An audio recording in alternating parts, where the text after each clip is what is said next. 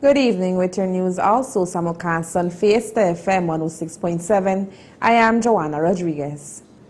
A few days ago, the media got a hold of a video which exposed an encounter between Guatemalan armed forces and the Belize Defense Force at the SARSTOON back in the month of March 2016.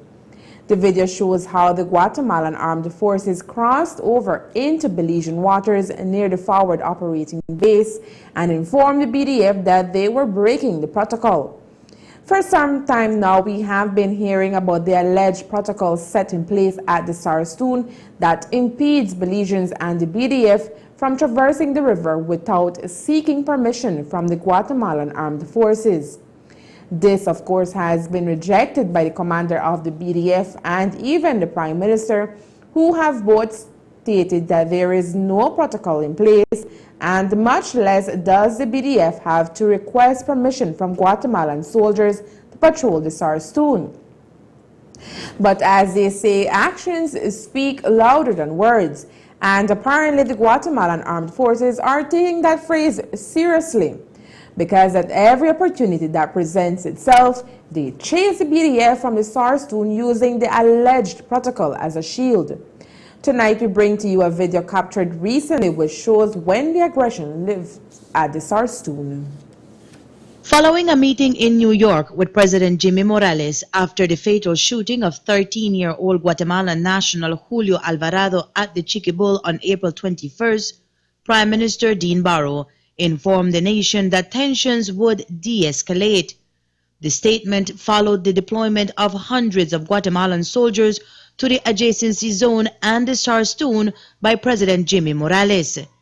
But even after PM Barrow assured the nation that tensions were expected to diffuse, especially at the SARSTOON where the hostility was centralized, Guatemala's Minister of Foreign Affairs, Carlos Raúl Morales, maintained that Belizean vessels are now required to get permission from the Guatemalan armed forces to enter the SARSTOON following an agreement between both countries. Nosotros ya teníamos un statu quo de navegar el río SARSTOON. Ellos tienen un destacamento militar en Modesto Méndez y ellos lo abastecen a través del río. Entonces el statu quo era que cada vez que ingresaban al río nos pasaban pidiendo permiso, nosotros tenemos un destacamento militar ahí, y entonces pasaban adelante porque también entendemos las razones por las cuales ellos tienen que abastecer a su personal.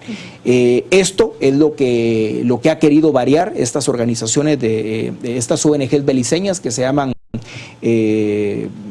una cosa territoriales, no recuerdo ahorita el nombre exactamente. It was not the first time that Belizeans got to hear that due to a protocol set in place, civilians and even the Belize Defense Force had to seek permission from Guatemalan soldiers to navigate the SARSTOON. Of course, the statement was refuted by both the commander of the BDF, Brigadier General David Jones, and Prime Minister Dean Barrow. Our troops have never gone in there and asked permission to go through, and we continue to go through the SARSTOON without asking permission. The vessel that was there speaking to the troops did not want to leave the area. They stayed in the area, and they were given the impression that they were going to remain there, expressing that we are not going to be allowed to go back up through the river if we don't ask permission. I absolutely reject that any such agreement was ever entered into, and I declare that the Guatemalan Foreign Minister is not telling the truth when he says that. But the words of Brigadier General Jones and those of the Prime Minister continue to be challenged by the Guatemalan government and even their forces. Evidence of that is the latest aggressiveness lived by the BDF at the hands of the Guatemalan armed forces while patrolling the southern channel of the SARSTOON. The following clip shows how the BDF were turned back and pursued by the Guatemalan soldiers after they were told that they are breaching the protocol. The entire incident playing out in Belizean waters.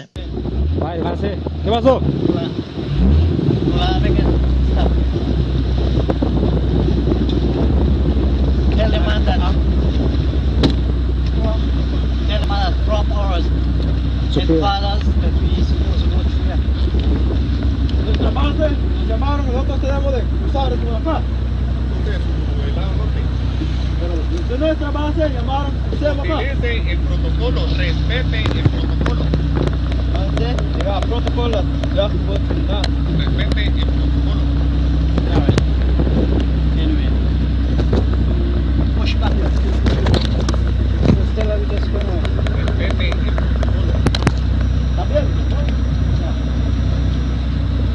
Tell that no, it's just for spirits. Anyway,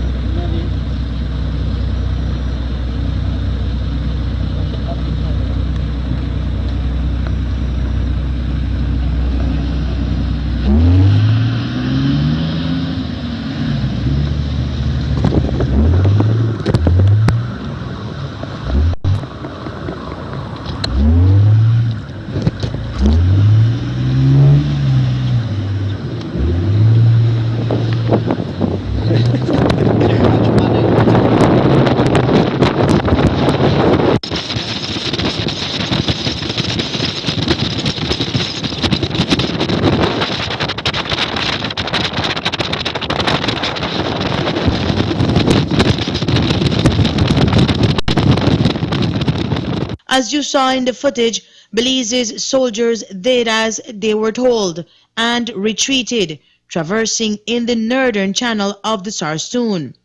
So when was the encounter?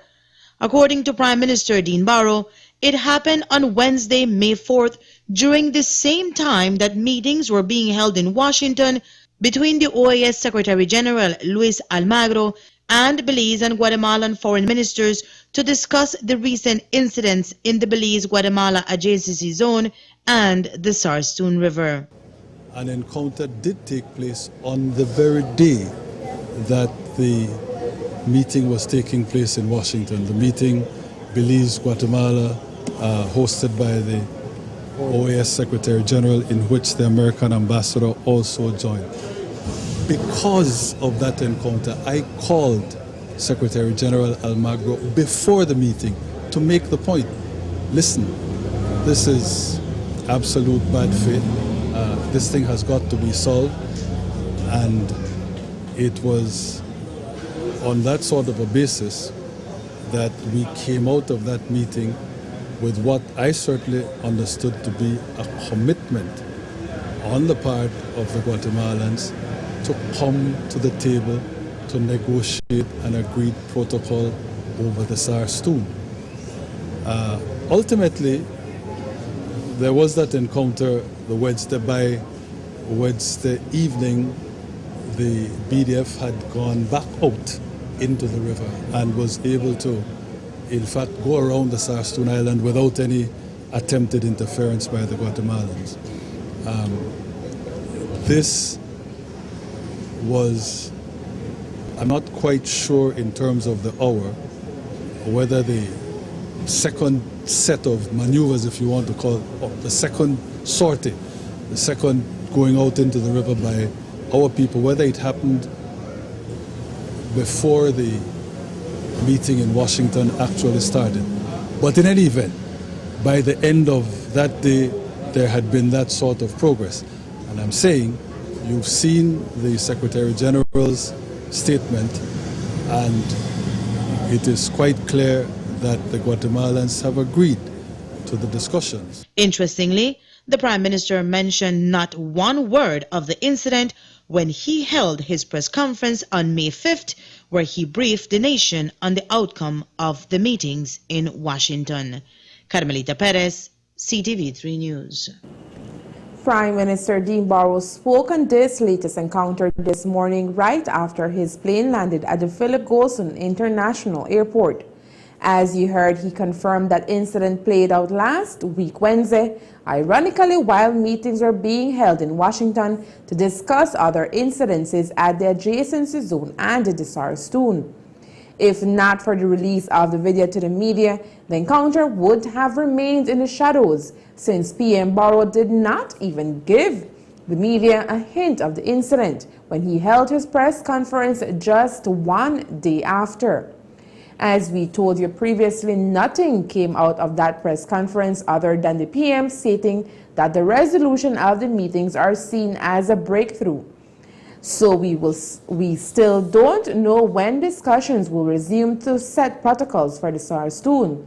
But what we can tell you is that Guatemala has until next week, when the SARSTOON law, which restricts Belizeans from entering the SARSTOON without proper authority, expires, to come to the drawing board. Or at least that is the ultimatum the PM has placed. If by next week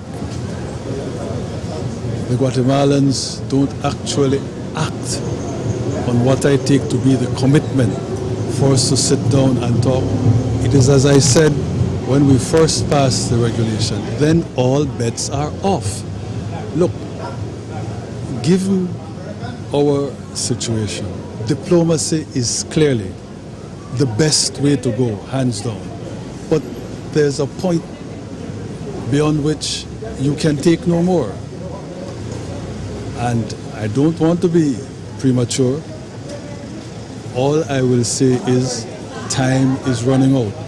And unless we get now a hard indication of a willingness on the part of the Guatemalans to act in accordance with what I took to be the commitment given to the OAS, we are going to rescind the regulation, and then we'll have to do what we have to do. There is no doubt the PM can talk the talk, but can he walk the walk? We ask because despite diplomatic discussions and the intervention of the OAS, who has asked that both countries maintain the peace and to adopt a cooperation mechanism as soon as possible to normalize the situation in the SARSTOON River so that both the peoples and governments of Belize and Guatemala can refocus on strengthening their good neighborly relations, tension only grows as the Guatemalan government continues to boost the presence of military vessels inside the SARSTOON River. All of this occurs while the Belize government has prohibited Belizeans and groups such as the Belize Territorial Volunteers from going to the SARSTOON in fear that it would provoke the Guatemalan military. For this reason, says PM Barrow, the statutory instrument must stand. To my mind, that should make clearer why I felt that the SI, the regulation, was necessary.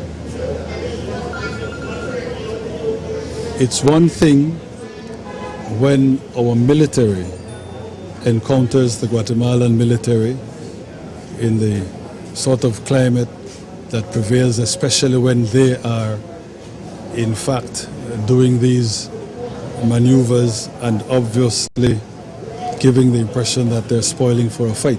It's quite another when civilians are involved. It is difficult enough for the military in Belize to take care of itself without having to worry about civilians. So that certainly, in my mind, helps to make the case for the regulation that we passed. The Permanent Court of Arbitration in the Netherlands has issued its ruling as it pertains to the BTL acquisition. As we told you last night, unofficial reports indicate that the Dean Barrow administration will have to pay Lord Michael Ashcroft some Belize $250 million for approximately 45 million shares in Telemedia. As we told you last night, while the Ashcroft side claimed the shares were worth around $10 Belize each, government's international experts, the valuation company NERA, put the value at about $1.50 per share. Unofficial reports are that the arbitration panel placed the cost per share at about Belize $5.50. Today, Prime Minister Dean Barrow spoke about the ruling, stating that the exact payment figure is not final. It is being reviewed by both sides. While it's not final, it's a clear indication of what is likely to be the end result. That is true. They've come down a little bit under the midpoint valuation, which is good for us, and 60% of what they are indicating the award is likely to be is going to be attributable to the accommodation agreement. So since, as you know, I had agreed with Lord Ashcroft that any portion of the award that's attributable to the accommodation agreement will be in Belize dollars and must be spent in this country on projects to benefit the people of Belize, that also is good news. So all that will go out is 40% of the award. Our US dollar liability is therefore limited to that. Even taken though its most favorable interpretation, that's still about 40 or 50 million US dollars that has to be paid out. Where will the government find the money? You know that we already, in fact, raised the legal limit on treasury bills, so we're going to do domestic borrowing. Remember also too, though, that we, under the agreement, we only pay half of it immediately, and then we have a year to pay the balance. Look, we knew we'd have to pay. We took the company and we knew we'd have to pay. Given where the Ashcroft Alliance was in terms of their valuation, if this holds, I have to consider it a victory for the government and people of Belize.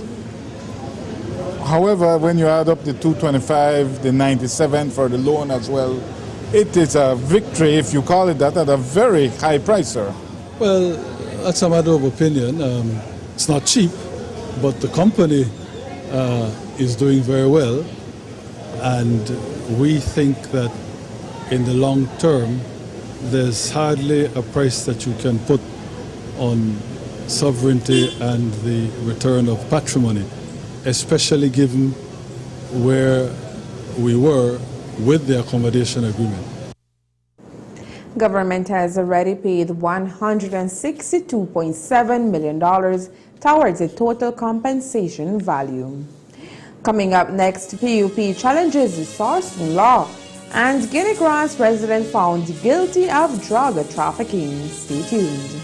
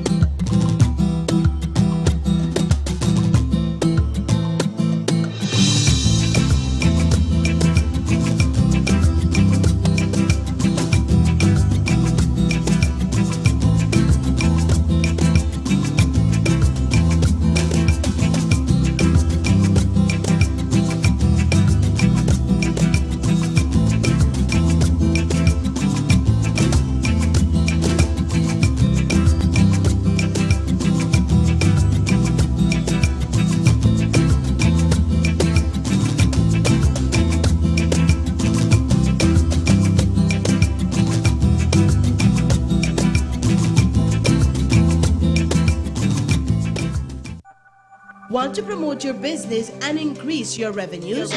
Advertise with Centaur on any of our 4 outlets. Ctv3 News, Despierta Belize, Fiesta FM Radio, and the Information Channel. Our rates are unbeatable. For more information, contact our sales representatives at 670-9177, 664-9438, 663-5585. 670-1275 or contact our office at 302-2216.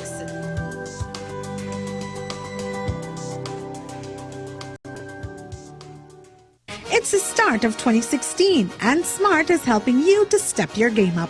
Trade in your working Digiphone that is struggling with data connection or your smartphone and upgrade to a brand new 4G LTE cell phone for the lowest prices we have ever offered.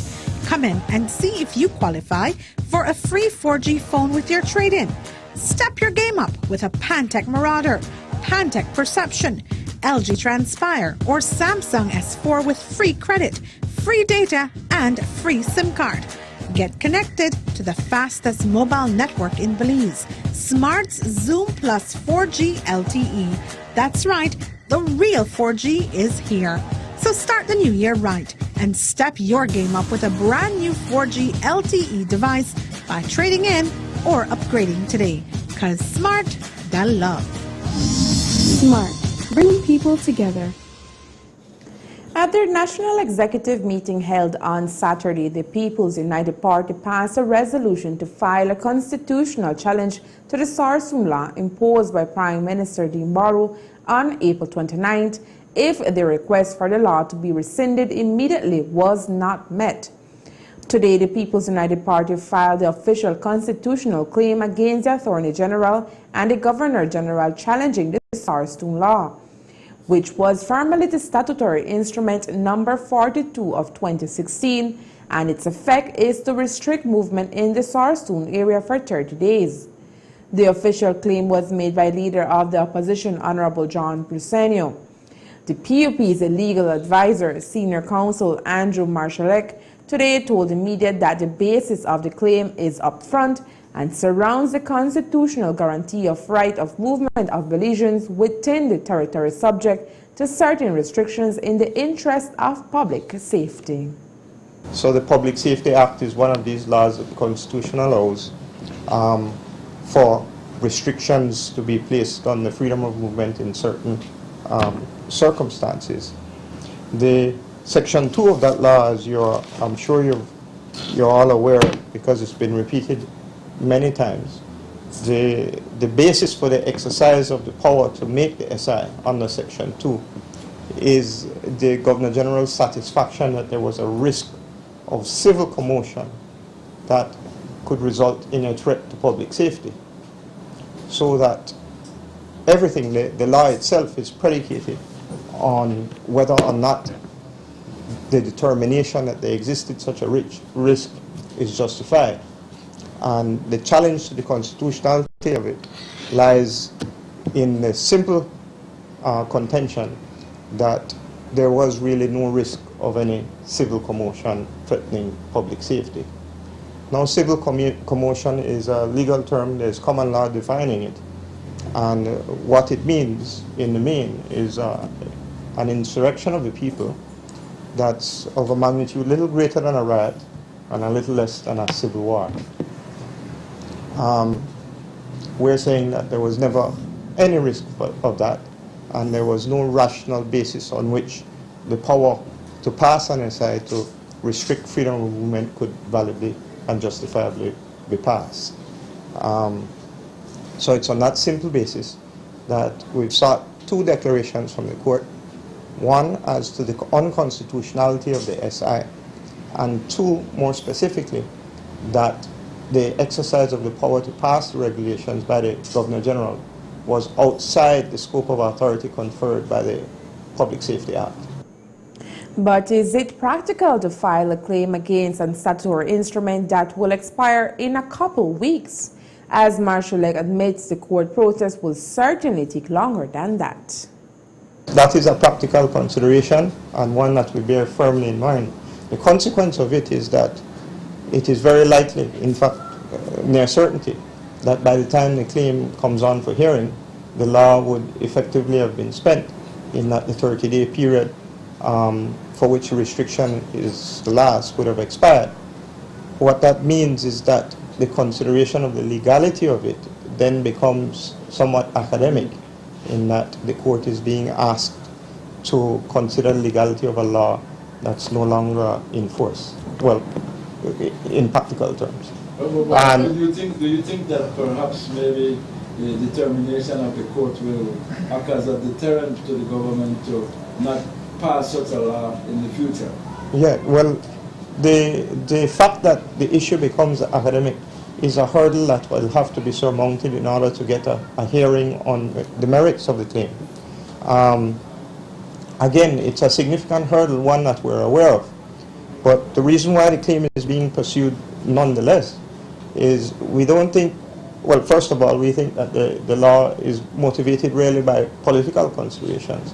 And we don't think that resort should be had to methods that curtail fundamental rights so readily, the fundamental rights of Belizeans, in the pursuit of political objectives. So that a clear determination should be had, and we will seek to try to get one. Now that there are hurdles, certainly there are hurdles with any case. Marshall did point out, however, that if the claim goes forward and there is discernment, an effect gained from that judgment would be guidance from the court as to when it is accurate for a law of this nature to be implemented. Marshall also uttered words of advice to the PUP, who in today's release announced that they are making arrangements for their trip to the SARSTOON River. My advice to them is that they have to obey the law, and unless and until there is a declaration that the law is no good, it is the law. So that the trip to the SARSTOON, if you're confronted and prohibited, then you will have to obey. In the release issued today by the People's United Party leader John Briceño reiterated his party's reasons for filing the claim by stating, quote, "The regulations constitute a restriction of my right to travel to the SARSTOON. I have a right to travel to the SARSTOON and a right to lawfully oppose the existence of the regulations. As leader and member of the PUP, I wish to make a political point that the regulations are unconstitutional. The existence of the regulations and the intention of the law enforcement officers of Belize to enforce the regulations are likely to affect my right to exercise my constitutional rights." End quote. An Orange Walk resident is behind bars tonight after he was found guilty of drug trafficking. 53-year-old Agustin Pot, a carpenter and resident of Guinea Grass Village, Orange Walk Town, had constantly been under the watchful eye of authorities from the Special Branch Department, but it was not until the 27th of May in 2014 that he was caught on a Sardineja bus in Belize City and was searched by police. The search resulted in the discovery of 1.5 ounces of crack cocaine that was found inside the left pocket of Pot's shirt. The drug was placed in a black plastic bag, of which 3 other separate translucent plastic bags were found. Pot appeared before Magistrate Dale Cayetano yesterday but said nothing in his defense. He was found guilty of drug trafficking and was ordered to pay a fine of $10,000 and was also sentenced to 3 years in prison. In a report issued yesterday by the Mexican news channel Televisa, a Guatemalan Congress official calls out the Belize Defense Force for the murder of 13-year-old Julio Alvarado and for the alleged ill treatment of Guatemalan nationals both in the adjacency zone and in Guatemalan territory. In the report, the Guatemalan official speaks about the implementation of the travel advisory that was employed by the Guatemalan Congress that warns Guatemalan nationals about the dangers of crossing over to the Belizean side of the border. In the report, he elucidated that the implementation of the advisory was necessary due to constant violation of the rights of their nationals who inhabit the over 30 communities that lie in the adjacency zone by the Belize Defense Force. El conflicto fronterizo entre Guatemala y Belice lleva más de una década. Sin la voluntad de ambas partes, la disputa territorial no se va a resolver pronto.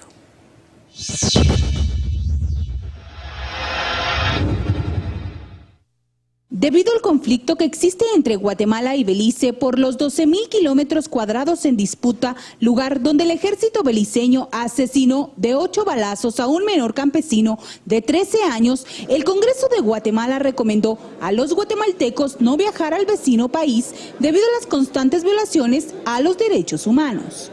Lo vimos como una cosa necesaria porque debemos de advertir a nuestros ciudadanos de que ahorita es un poco delicado entrar al territorio de Belice, pues ellos están ahorita rechazándonos enormemente. La violación a los derechos humanos de estas 35 comunidades guatemaltecas es otro factor que el congresista ha considerado, evidenciado en las múltiples denuncias de violencia a las que han sido víctimas. Hay muchas denuncias hechas de nuestros conciudadanos por los abusos que ha cometido las fuerzas de defensa de Belice en el área de decencia y que además se han pasado al territorio guatemalteco. Durante más de década y media, este territorio ha sido disputado por estos dos países. Datos oficiales revelan que al menos 8 guatemaltecos cumplen sentencia en territorio beliceño luego de ser capturados en esta zona. Las autoridades de la Cancillería están trabajando arduamente para evitar un conflicto mayor, pero hasta el momento no se ha visto buena voluntad por parte del vecino país. La Organización de Estados Americanos sigue siendo el mediador de este conflicto y hasta el momento no hay ningún tipo de avance, por lo que estas 2,000 personas en territorio sin delimitación están a su suerte. En Guatemala, Lisa María Lowe, Noticieros Televisa. And there are more stories ahead, but first let's take a look at the weekly crop review. This weekly crop review is brought to you by ASR Group, Belize Sugar Industries Limited. For week 22 of the 2015-2016 sugarcane crop season, the factory milled 46,756 tons of cane. So far, for the 22 weeks of crop, the factory has milled a total of 1,015,230 tons of cane. That is 76,122 tons less than what was milled last year, when the factory ground 1,090,052 tons of cane. Taking a look at sugar production, 5,292 tons of the sweetener was produced for week 22, and a total of 101,046 tons during the 22 weeks of crop. That figure continues to be much less than the 132,799 tons produced last year. For the 22nd week of crop, the factory worked at a grinding rate of 6,679 tons cane per day and 6,592 ton canes per day for the 22 weeks of crop. Last crop, the grinding rate stood at 7,078 tons cane per day. The report on cane quality shows that for week 22, juice purity first expressed stood at 86.36%, 85.49% for the 22 weeks of crop, and 88.01% last year. For the 22nd week of crop, it took 8.84 tons of cane to produce 1 ton of sugar. For the 22 weeks of crop, TCTS stands at 10.05. Last year, it stood at 8.21. As for the sugar extracted from the cane, 96.26% was recorded for this week, 95.97% for the 22 weeks of crop, and 95.35% last year during the same period. This week, factory time efficiency stood at 97.55%, 96.30% for the 22 weeks of crop, and 97.89% last crop. Cañeros, cañeras, se aconseja a los cañeros a seleccionar terrenos altos o bajos para cosechar basado en el pronóstico del tiempo. Terrenos altos deben ser cosechados en lugar de terrenos bajos durante condiciones de mal tiempo para mantener los niveles de lodo lo más bajo posible. El lodo afecta la calidad de la caña y la eficiencia general de la fábrica. This weekly crop review was brought to you by ASR Group, Belize Sugar Industries Limited. When we come back, the rich Maya and mestizo culture come to life. Stay tuned.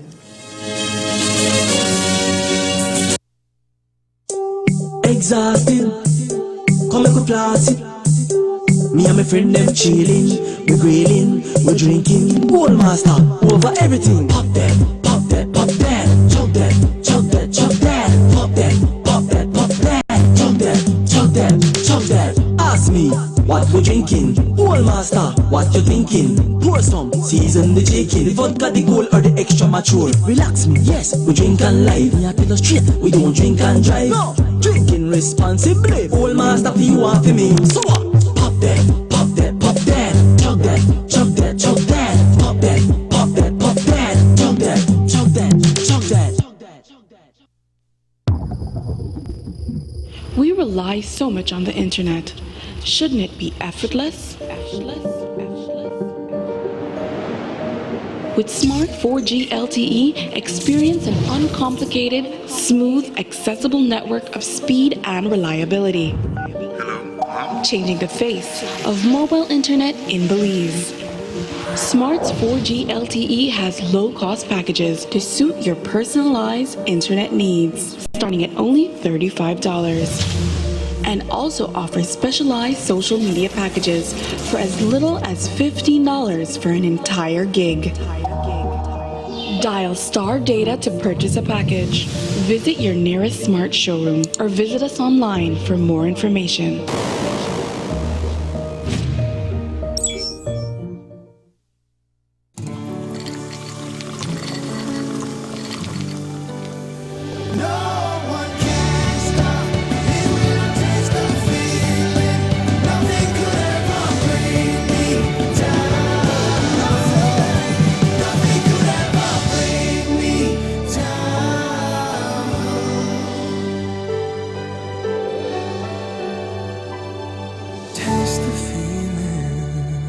The rich culture of the Maya and the Mestizo people, as known by the older generations here in Orange Walk, is getting lost in this modern day, where children are exposed to more North American culture and traditions. As part of a campaign to keep these cultures alive with the children of this generation, the teachers and parents of San Jose Government School organized an open day at the school grounds today, where the children were exposed to the different foods, clothing, and general culture of the Maya and Mestizo people. Norma Ruiz reports.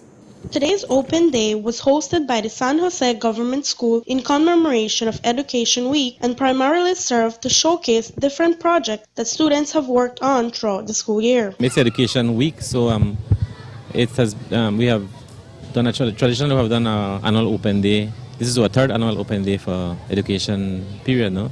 So we are taking this time to showcase our students' works that they have accumulated throughout the year, and as you can see, some teachers have delved into some cultures and promoted it. So sensitize students, let them be aware of their culture.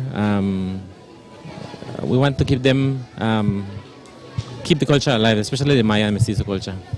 Okay, what are some of the other activities that are present here today? Some of them are regular concepts that the students are showcasing. For example, science experiments that they did throughout the year. So they are explaining the processes. Without a doubt, parents played a vital role in the success of the open day, as they were tasked with preparing the different foods and promoting in depth the Mestizo and Maya cultures to the students. Eso se hace con pepita, el frijol, se cocina frijol pues, ajá, después lo haces, le pones la pepita y el recado y el chile molido y se pone con todo el pipián y después se hace el col. Lo mojo, lo mojo y lo bollo y pues me pongo ahí, piso mi huevo y pongo el comal y me pongo a tortilla y lo meto en el leche. According to principal of the school, Omar Cabrera, this activity greatly benefits the students as it opens a window for children to appreciate these diverse and ancient cultures. It helps them a lot because it's not only in theory, but they're seeing it in practical. This year we had the parents and grandparents become actively involved in preparing these foods and the clothing and the dances and so on, so that the children are aware of their culture. The hope of the teachers and parents of San Jose Government School is to have the open day bigger and better next year. Reporting for Ctv3 News, Norma Ruiz. Today, the San Jose Government School also held an educational forum as part of their educational campaign to sensitize their students on the controversial topic of the Belize-Guatemala territorial and maritime dispute. In an effort to provide helpful and current information to not only students, but also the teachers and community members about the claim over the SARSTOON and the implementation of the statutory instrument by the government, the faculty of San Jose Government School invited two guest speakers to take part in the forum. Former Senator Henry Gordon and a member of the Northern Territorial Volunteers, Orlando de la Fuente, both delivered speeches that, according to Principal Omar Cabrera, provided valuable information to the students that will help to dismiss many of the misconceptions that children associate with the issue. The entire territorial dispute, the 1859 treaty, and the SI that the government currently imposed on us and if it's legality, if it is constitutional or unconstitutional. The students are current to the news, but they are still don't totally understand what is happening, what's the dispute with it, especially with the SARSTOON river dispute right now. So this endeavor that we have taken is to sensitize the students, the staff, and even the parents, because we have opened it to the public so that they are aware of this educational forum happening today. Cabrera also encouraged other schools to engage their students in activities that will provide correct and valuable information about national issues that our country is currently facing, such as the Belize-Guatemala territorial dispute.